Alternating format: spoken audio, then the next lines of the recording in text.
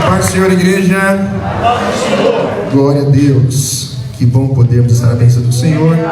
Agradeço a Deus em primeiro lugar pela oportunidade e privilégio que Ele me concede de poder tomar esse microfone para poder transmitir a sua santa e poderosa palavra. Para mim é um privilégio, é uma honra, é uma emoção muito forte, né? Ele já tinha pregado em outras campanhas, mas nunca na abertura, assim, com divulgação. A gente até se sente alguém, né? Obrigado a Deus, obrigado ao pastor Paulo, né? Toda a diretoria da igreja. E vamos lá, irmãos. Eu tenho poucos minutos para falar, e os irmãos sabem que para falar das coisas de Deus, eu gosto muito de falar, então às vezes eu me empolgo, até passo, mas como eu sempre digo, vocês têm autorização para puxar meu paletó, colocar bilhetinho, né? Dar aquele toquezinho, e vai ser bem. Vocês estão felizes? Amém. Vocês estão ansiosos por ouvir a voz de Deus? Amém. Quem aqui já ouviu a voz de Deus hoje? Amém. Até brinquei lá embaixo. Falei, olha, acho que eu vou pegar o microfone só, cumprimentar a igreja e agradecer e sentar, porque ele já falou, né? Mas ele sempre tem um pouco mais e a gente agradece por isso. Neemias capítulo 4. Neemias capítulo 4. Vou ler 2 versículos. A minha versão é a revista atualizada, um pouquinho diferente da corrigida que será colocada no telão. 13 e 14. Neemias 4, 13 e 14. Neemias 4, 13 e 14. A minha versão diz: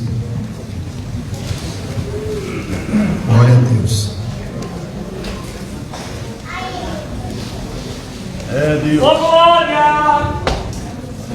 Glória a Deus. Muito bem, Neemias 4, 13 e 14. Você encontrou, amém? Tem ali no telão. Vou ler a minha. Se quiser acompanhar lá em cima, também pode acompanhar. Então pus o povo por famílias nos lugares baixos e abertos por detrás do muro, com as suas espadas e as suas lanças e os seus arcos. Inspecionei, dispus-me e disse aos nobres, aos magistrados e ao resto do povo: não os temais, lembrai-vos do Senhor grande e temível, e pelejai pelos vossos irmãos, vossos filhos, vossas filhas, vossa mulher e vossa casa. Amém. Você vai tomar o seu assento dizendo assim: é tempo de lutar pela família. É tempo de lutar pela família. Glórias a Deus. Eu comecei há uns 3 meses mais ou menos uma série de mensagens intitulada É Tempo de. Hoje é a 3ª mensagem dessa série, e coloquei então por título nessa mensagem: é tempo de lutar pela família. O tema da nossa campanha é minha família, meu patrimônio. Então as mulheres falam a primeira parte e os homens a segunda, tá bom? Qual que é o tema da campanha? Minha família, meu patrimônio. De novo, mais uma vez. Minha família, meu patrimônio. Eu inicio fazendo uma pergunta: quanto vale o seu patrimônio? É uma pergunta de reflexão, né? Quanto vale o seu patrimônio? Se essa pergunta fosse feita a mim, eu diria um valor imensurável, incalculável. Eu não sei a sua, o seu patrimônio, né? A minha não tem como calcular. Eu devia ter mais ou menos cerca de 8 anos, quando pela primeira vez eu ouvi uma frase da qual eu nunca mais me esqueci: que família é a célula máter da sociedade. Tinha mais ou menos 8 anos, nunca mais me esqueci dessa frase. Aprendi na escola, na escola secular. Família é a célula máter da sociedade. Os anos se passaram e a gente percebe que esta é uma realidade. Embora desprezada por muitos, ainda é uma realidade nos dias atuais. E eu tenho isso forte comigo, que a família continua sendo a célula máter da sociedade. A família foi a primeira instituição da Terra, né? Na face da Terra, da história da humanidade. A primeira instituição formada, criada, foi a família, instituída por Deus lá no Jardim do Éden, com propósitos, né? com significados especiais, mas o principal deles é: para que Deus criou a família? Para o bem-estar do ser humano e de toda a criação. Foi para isso que Deus criou a família, para o bem-estar do ser humano e de toda a criação. Família é a base social da sociedade. Por quê? É na família que se aprende a amar desde pequeno, né? É na família que os bebês, as crianças, né? Os filhos, eles aprendem a amar, aprendem a se importar com o próximo, aprendem que há regras que precisam ser seguidas, limites que precisam ser estabelecidos e observados. noções de certo e errado. É na família que se aprende que precisa haver harmonia, precisa haver afeto, precisa haver segurança, confiança, companheirismo, conforto, bem-estar, né? Todas essas coisas que funcionam, que contribuem para a unidade familiar. É na família que é o primeiro reduto de educação dos filhos, né? Onde se transmitem valores, princípios que de geração em geração são passados dentro de uma mesma família, né? Vai sendo passado de geração em geração princípios, valores, cultura, costumes e tradições daquela família em específico. Eu tenho comigo também que família, além de ser a célula máter da sociedade, que é a principal célula da sociedade, é também a célula máter da igreja. Os irmãos me ouvem bem? Amém? É a célula máter da igreja também, porque a igreja é formada por famílias, né? Existe aqui a família da Silva, existe aqui a família Araújo, existe aqui a família Prado, Vieira, e assim, quantas famílias tem aqui? Você junta cada uma dessas famílias, tem uma igreja. Então, o que é uma igreja? A igreja é um ajuntamento de famílias que formam uma única família, a família da Debrásia Cidade Carvalho. Você é feliz por fazer parte dessa família? Que essa igreja aqui é lugar de crente feliz, né? E a gente glorifica a Deus por isso. Então a família é a célula máter também da igreja, né? Agora, ciente do valor da família, e porque Deus criou a família, o inimigo das nossas almas tem lutado desde o princípio da humanidade contra a família, ferozmente contra a família, para derrotar, para destruir, para separar, para desunir, né? Então o inimigo luta ferozmente desde o início, logo nos primeiros momentos da história da humanidade. Um irmão mata outro irmão, né? Dentro da própria família, um irmão mata outro. Às vezes a gente se choca vendo nos dias atuais os noticiários, né? O filho que matou o pai que matou o filho, os irmãos que se mataram, um irmão que matou o outro, e assim vai. Mas lá no início da humanidade, quando o pecado entrou no mundo, já aconteceu o primeiro crime dentro de um lar, de uma família. Um irmão tirou a vida do outro irmão, e a gente vai seguir na história. Duas filhas foram lá e deitaram com seu próprio pai para engravidarem com seu próprio pai. Aí a gente avança um pouco mais, né? O inimigo usou a vida de um governante para exterminar todos os primogênitos, todos os filhos homens de uma certa idade para baixo. Assim vai, a gente vai vendo o quanto o inimigo tem lutado ferozmente para destruir a família, porque a família foi instituída por Deus para o bem-estar do ser humano e da criação, e ele, ciente disso, tem lutado ferozmente. Aliás, o Senhor Jesus Cristo veio ao mundo por intermédio de uma família, né? A sementinha do Espírito Santo foi plantada no útero de uma mulher, né? E aí o nosso Salvador veio, nasceu numa família, cresceu numa família, tem profissão, né? Dentro de uma família. Então família é de muita importância. Nos dias atuais a gente poderia destacar aqui algumas. Eu tinha notado aqui, nos tempos atuais há uma tendência mundana de desvalorização da influência da família, infelizmente, né? Aliás, isso não é só de hoje, mas de uns tempos para cá isso vem se intensificando de uma forma terrível, né? A sociedade tem lutado para tirar um pouco desse valor da família. A família não tem muito valor, não é bem assim a história, não é muito bem essa a realidade e tal. Então há na sociedade uma tentativa muito feroz de distinguir o valor da família como era antigamente. Então, por exemplo, algumas características da sociedade da pós-modernidade são desconstrução, hedonismo, imediatismo, antropocentrismo, consumismo, e vários outros ismos, relativismo. Por exemplo, né, dentro de desconstrução, a sociedade atual tem lutado, a pós-modernidade tem lutado ferozmente para desconstruir principalmente princípios, valores cristãos. Então, o valor da castidade, da pureza, o mundo tem lutado ferozmente para dizer: não é bem assim, não precisa. Desde que você faça com segurança, pode fazer à vontade. Você tem 13, 14, se proteja e faça à vontade. Mas não, para um cristão a pureza continua sendo um valor inegociável, né? Outros valores, a honestidade, né? A honestidade é um valor, um princípio cristão. A heteronormatividade, né? Desde que o mundo é mundo, irmãos, família se constitui de um homem, uma mulher e a sua prole. Mas agora luta-se bastante para dizer: não, homem com homem está bom, mulher com mulher está tudo certo. Mas à luz da Bíblia não é assim que funciona. Família é um homem, uma mulher e a sua prole. Uma vez eu ouvi uma certa pessoa falando, eu guardei aquilo, né? Pega um homem e uma mulher, leva para uma ilha deserta, que não tem acesso, que nunca vai ter acesso de outras pessoas lá, deixa eles sozinhos lá e volta depois de 100 anos. O que teoricamente o que teoricamente você vai encontrar depois de 100 anos lá? Uma civilização, né? Provavelmente uma civilização. Agora levam 2 homens para lá e volta depois de 100 anos. Qual é a tendência? O que você acha que você vai encontrar lá? Só restos mortais, né? 2 mulheres também. Não adianta, isso ninguém vai mudar. Isso ninguém vai mudar. Isso é uma realidade bíblica estabelecida pelo Deus Todo-Poderoso. É um homem e uma mulher, né?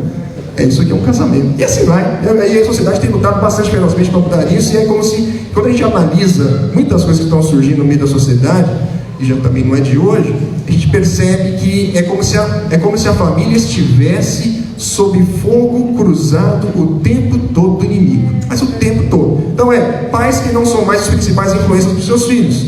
Hoje as principais influências da maioria das casas dos filhos não são mais os pais. São as tias, as babás, as tias do berçário, as tias do jardim de infância, né? Porque essas são as pessoas que têm mais influência. E muitas vezes os valores, os princípios dessas pessoas não são valores e princípios bons à luz da Bíblia, né? Influência de TV, vídeos, internet, os amigos da escola, amigos do trabalho, vizinhos, que o tempo todo difundem valores e princípios que são contrários à palavra de Deus, o que a palavra de Deus ensina como correto. Hoje nós estamos falando sobre família, não é isso? Qual que é o tema da nossa campanha? Minha família, meu patrimônio. Muito bem. Então, se você pegar a indústria novelística, graças a Deus eu fui libertado da novela faz muitos anos, né?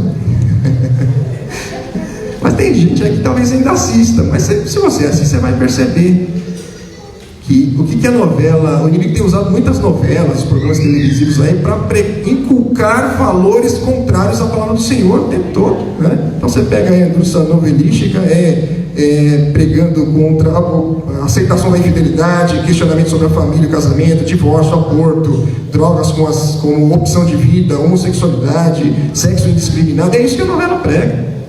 Você vê lá um casal lá se traindo, não, porque ele gosta mais da outra, traindo a mulher, aí você ainda aplaude, fica torcendo para eles ficarem juntos, para separar. Então é isso que a novela ensina, né? Jogos que estimulam a violência, o extermínio de pessoas, contato com entidades espirituais, doentes, gnomos e uma série de outras coisas. Os legisladores, governantes, magistrados, a imprensa, a mídia, todo mundo que deveria estar lutando para a sustentação da família, tem lutado ferozmente para a destruição e a desconstrução da família. É nesse ambiente que nós nos encontramos na atualidade, né? Fora os problemas comuns.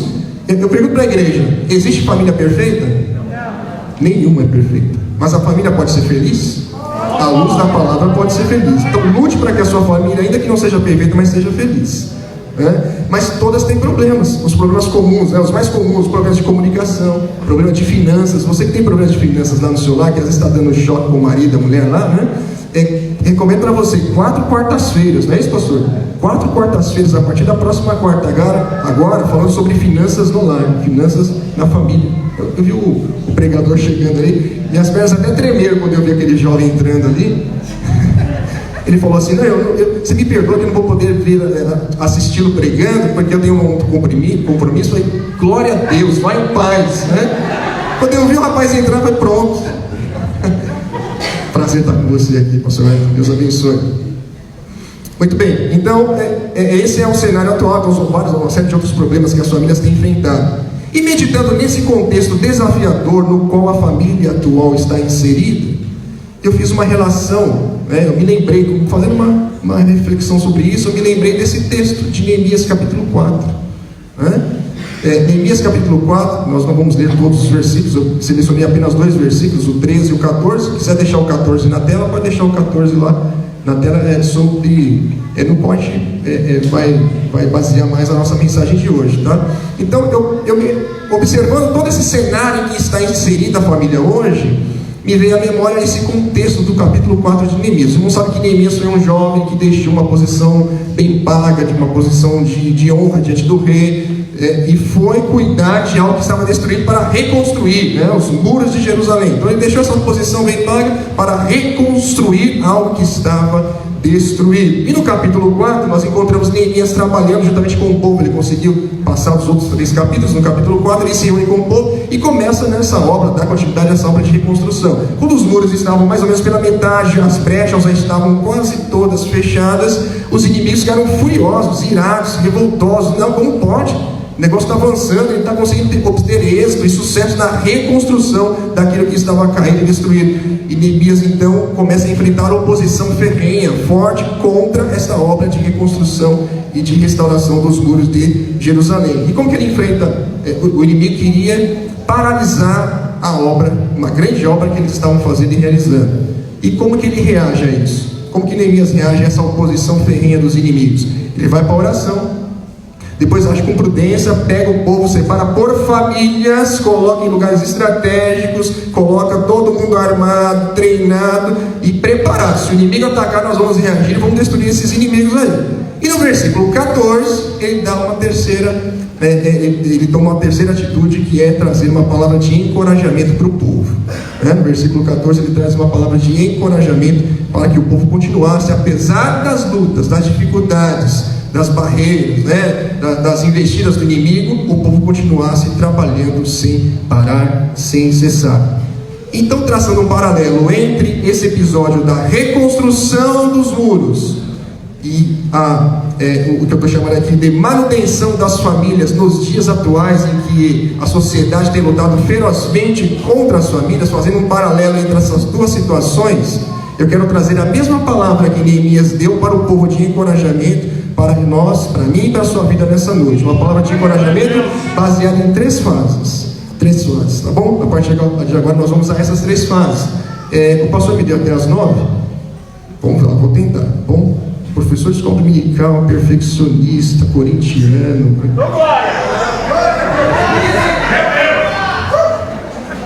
Bom, escapou, pastor. Escapou. Eu sou professor, então eu gosto de descontrair, tá bom? Então vamos lá, eu vou trazer essa palavra de encorajamento. Foi a mesma palavra que Neemias impetrou para o povo, no versículo 14, mais especificamente, mais diretamente, dividido em 3 fases. Eu vou trazer essas 3 fases e aplicar nos nossos dias atuais. Por quê? Cuidar de uma família, vocês vão descobrir comigo, cuidar de uma família nos dias atuais é um desafio muito grande. Você concorda com isso? É uma grande obra. Cuidar da sua família é uma grande obra, é um grande desafio. Então Deus tem uma palavra de encorajamento para a sua vida. Você quer ouvir uma palavra de encorajamento para a sua vida nessa noite? Amém? Glória a Deus. Versículo 14, a parte B, Neemias diz assim: não temais. Primeira palavra é não temais. Em outras palavras, não tenham medo. Ou em outras palavras ainda, o oposto é como se ele estivesse dizendo: coragem. Tenham coragem. E eu aprendo, Neemias colocou as pessoas armadas no muro e encorajou-as a não temerem. Eu aprendo, olhando para esse cenário aqui, que fé e medo nunca devem habitar o mesmo coração. Vou repetir essa frase: fé e medo nunca devem habitar o mesmo coração. Se você tiver fé, põe o medo para lá. Se você tiver o medo, vai deixando a fé de lado. Mas quem quer ter fé no coração? Então põe esse medo para correr. Então tenha coragem, O medo rouba a liberdade de viver prazerosa e vitoriosamente. Ele destrói a vida e nos abate diante das lutas que se apresentam no dia a dia. Bom, mas sentir medo não é pecado. É pecado sentir medo? Não, mas toda vez que ele chegar, na hora que ele chegar, se estufa o peito de coragem e diga: deixa eu pra lá, medo, eu vou continuar firme no meu propósito e vou vencer em nome de Jesus. Quando eu estava preparando essa mensagem, eu me lembrei de um episódio de que o povo de Israel estava caminhando pelo deserto, enviou 12 espias para espiarem a terra. Foram os 12 até lá e voltaram os 12 com um relatório, Os 12 trouxeram o relatório e começam lá o debate, que eu chamo do debate entre os covardes e os corajosos, Então vem os covardes e apresentam, olha, com palavras negativas, infamando a terra. Olha, a terra é verdadeiramente uma terra que manda leite e mel. Mas o povo é poderoso, as cidades são muito grandes e fortificadas, habitadas por gigantes, e filhos de Anáquites, de Amalequitas, Heteus e tal. Aí eles colocam todo o negativismo, o pessimismo. Aí vem os corajosos, Primeiro vem Caleb e diz: ei, subamos e possuamos a terra, porque certamente prevaleceremos contra eles. Olha, a terra é boa, manda leite e mel, já foi permitida por Deus. Aí vem os covardes e dizem: não, mas veja bem, a terra é boa, mas não vai dar não, os inimigos são muito fortes, poderosos, não tem condições. Aí o Caleb se levanta, não, vamos lá que nós vamos conseguir, nós vamos vencer, nós vamos lutar, vamos conseguir conquistar. Aí vem os covardes novamente, não, olha, eles vão nos devorar. Para com isso, eles vão nos devorar. E aí vem Josué e Caleb se unem e dizem: se o Senhor se agradar de nós, então Ele nos dará a terra. Se o Senhor se agradar de mim e de você, Ele nos dará a terra na qual nós precisamos e necessitamos. O que aconteceu? O povo aceitou, foi isso? Não, tentaram matar Josué e Caleb. Se não é a presença de Deus se manifestar no meio do arraial, o poder do covarde no meio do povo é um poder destruidor, maléfico demais. Mas Deus não nos chama para ter medo, Deus nos chama para sermos corajosos. E a palavra que Deus te dá de encorajamento nessa noite, a primeira fase é: seja corajoso, seja covarde não. Tem muita gente que ao invés de olhar para o Senhor, fica olhando para o problema. Não, mas minha família está assim. Ah, mas essa situação está demais. Não tem como, essa criança não dá mais, esse menino não dá mais, essa menina não dá mais. Deus está falando: tira o olho do problema e coloca o olho em mim, porque eu sou maior do que tudo isso e tenho poder para realizar tudo aquilo que você precisa e necessita. Alguém disse que na Bíblia tem 365 vezes. Até eu já vi gente falando 366 vezes a expressão não temas. Eu não sei se tem tudo isso na Bíblia, mas uma coisa eu posso te garantir: que hoje a palavra de Deus para a minha vida e para a tua vida, na primeira palavra de encorajamento é: não temas, tenha coragem. Deus está falando: tenha coragem. Você está com medo, alguma coisa que está se levantando aí, você está começando a tremer, se amedrontar, mas Deus está falando: deixa o medo de lado, estufa o peito de coragem, porque eu estou contigo e a vitória vai ser dada a você, em nome de Jesus. Glórias a Deus. Tenha coragem para manter a sua família de pé. Tenha coragem para manter a sua família de pé. Tenha coragem para manter a sua família de pé. A primeira palavra é essa. A segunda palavra é, ainda na parte B do versículo 14. Primeiro ele diz: não os temais. Segunda palavra ele diz: lembrai-vos do Senhor grande e terrível. Ah, está ali, né? Lembrai-vos do Senhor grande e terrível. Eu estou traduzindo em outras palavras, é como se você estivesse falando assim: tenham boa memória. Foi a forma que eu interpretei o texto, né? Tenham boa memória. Infelizmente, memória é um dos problemas, é um dos piores problemas da sociedade nos dias atuais, irmãos. Porque, pode perceber, irmãos, aquilo que deve ser lembrado, muitas vezes nós nos esquecemos. E aquilo que é para nós nos esquecermos, geralmente nós lembramos. É uma coisa terrível isso. Se a gente começar a observar, né? Alguns exemplos. O mal que alguém fez por mim, que deve ser esquecido, o que eu faço? Eu lembro e guardo até o dia que eu devolver aquilo. Alguém disse, eu acho que é lenda isso, de que a cobra é assim, né? Eu acho que é lenda isso. Não sei se aqui alguém pode me confirmar se isso é verdadeiro ou não, mas se a cobra você der uma paulada nela e não matar, ela vai ficar te esperando até o dia dela morrer. Hã? Vai ficar, pode crer. Vai ficar? Eu acho que é lenda, mas tem gente que está afirmando que vai ficar, né? Não? Glória a Deus, irmão, glória a Deus, né? Então, é melhor correr mesmo, né, irmã? É melhor correr mesmo, né? Então tem crente que é assim, tem coisa que é para ele esquecer, Deus fala: esquece, perdoa, liberta, aí fica segurando e não liberta. Então tem coisa que é para esquecer, a gente guarda, mas tem coisa que é para a gente guardar, a gente não guarda e esquece com facilidade, né? Por exemplo, tem crente que vem para a igreja, primeiro sinal de problemas, de dificuldade, né? O desemprego bate, o problema conjugal, e o problema dos filhos, e não sei o que e tal. Primeiro problema que vem: oh Deus, mas quando eu estava no mundo, aí começa a lembrar, né? Quando eu estava no mundo eu não sofria assim. Hoje foi falando na escola dominical, né? O povo de Israel lá no deserto. Na primeira oportunidade, começaram a murmurar: ai, que saudade dos pepinos, dos melões, dos alhos, da cebola. Alguém já está pensando na feijoada que teve de manhã. Irmãos, é isso. Deus fala: olha, sai daqui que eu vou te levar para uma terra que manda leite e mel. No primeiro obstáculo, o povo começa a se lembrar do passado. Deus está falando: você estava lá no mundo, você não tinha problema, não tinha dificuldade, mas também você não tinha salvação. Hoje você passa por problema, dificuldade, lutas, desemprego, seja lá o que for, mas você tem a salvação garantida no Deus Todo-Poderoso.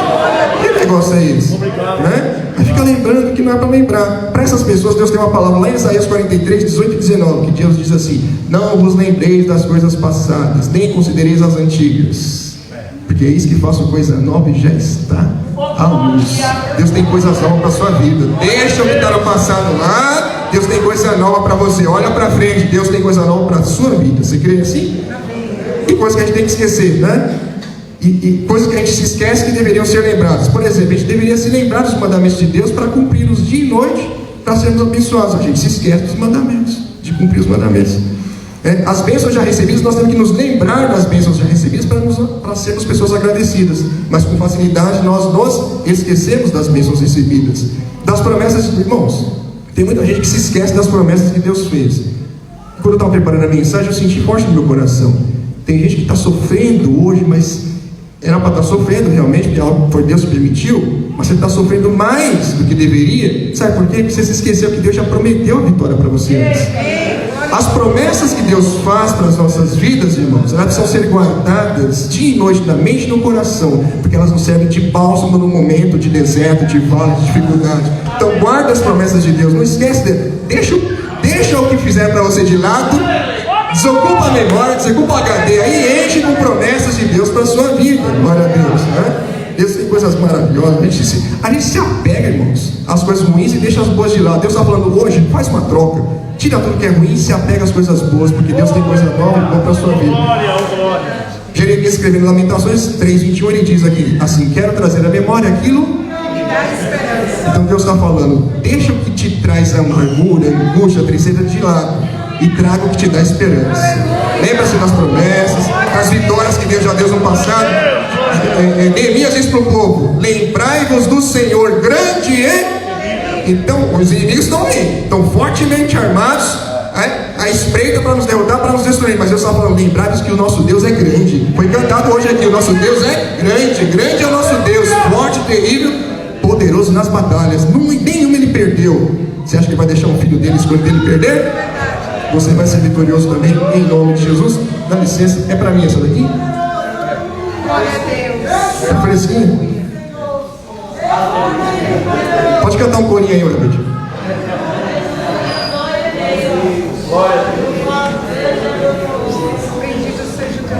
Muito bem. Então a segunda dose de encorajamento para a minha vida e para a sua vida nessa noite é: tenha boa memória. Não tenha uma memória ruim, tenha uma boa memória. Primeiro, Deus diz para você: tenha coragem. Segundo, Deus diz: tenha uma boa memória. Limpa as coisas ruins e traga as coisas boas para você se dar bem no seu dia a dia. E para encerrar, por fim, Neemias diz na parte B do 14 também, ele diz assim: pelejai e pelejai pelos vossos irmãos, pelos vossos filhos, pelas vossas filhas, pela vossa esposa, pela vossa mulher, pela vossa casa, né? Está ali. Neemias traz essa terceira palavra de encorajamento para o povo. É como se ele estivesse dizendo: lutem por suas famílias.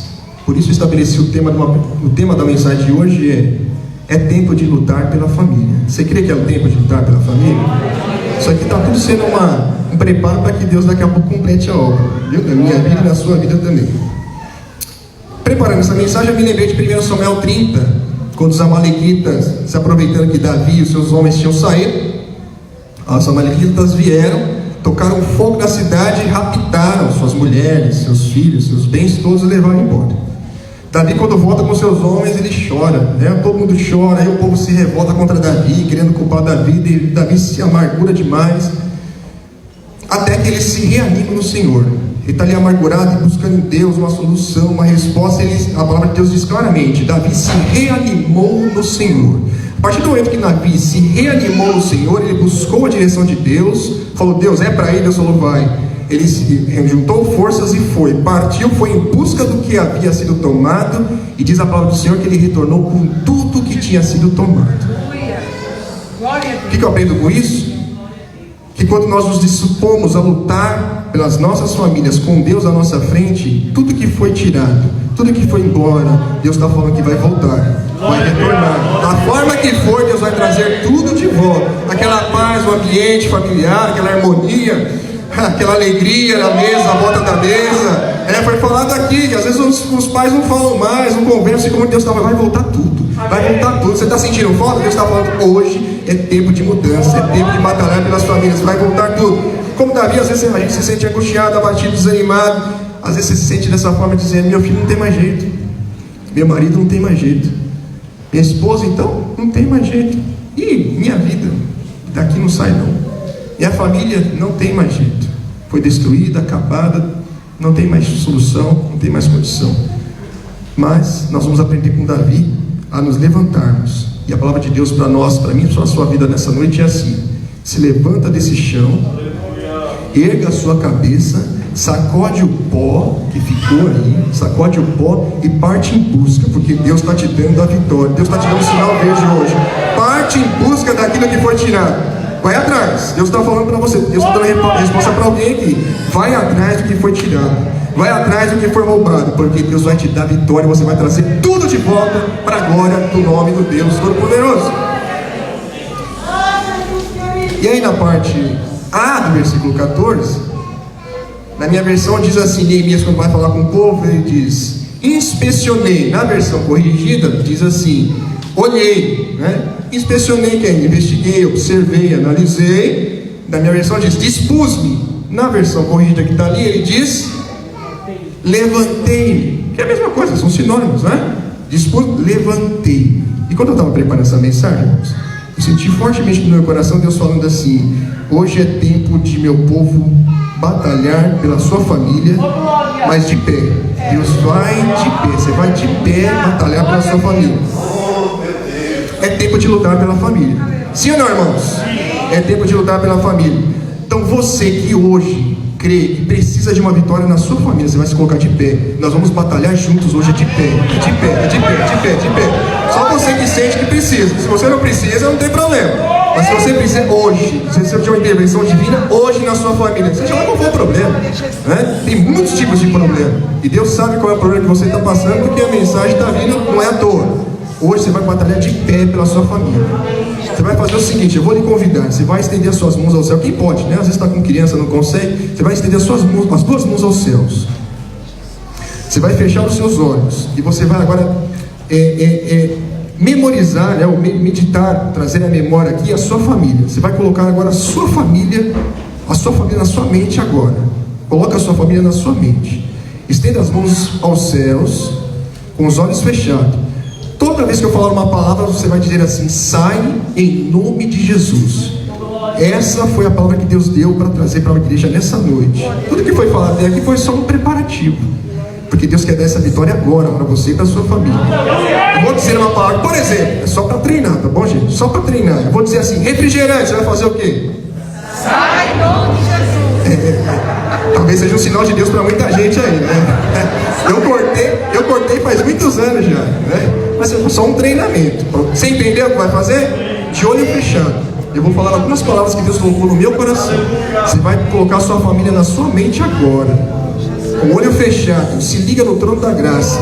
E toda vez que eu disser uma palavra, você vai dizer: sai em nome de Jesus. Isso é de Deus para a sua vida. Tristeza, Sai em nome de Jesus. desunião, Sai em nome de Jesus. mentira, Sai em nome de Jesus. traição, Sai em nome de Jesus. brigas, Sai em nome de Jesus. vícios, Sai em nome de Jesus. desânimo, Sai em nome de Jesus. pornografia, Sai em nome de Jesus. adultério, Sai em nome de Jesus. fornicação, Sai em nome de Jesus. ciúme, Sai em nome de Jesus. violência, Sai em nome de Jesus. doenças, Sai em nome de Jesus. pensamento suicida, Sai em nome de Jesus. tendências homossexuais, Sai em nome de Jesus. ignorância, Sai em nome de Jesus. miséria, Sai em nome de Jesus. inveja, Sai em nome de Jesus. preguiça,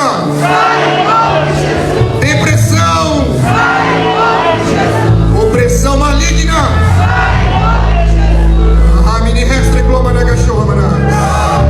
Mini restre gloma na, esse mini restre gloma na gachorra. Ah, xerim, mini restre.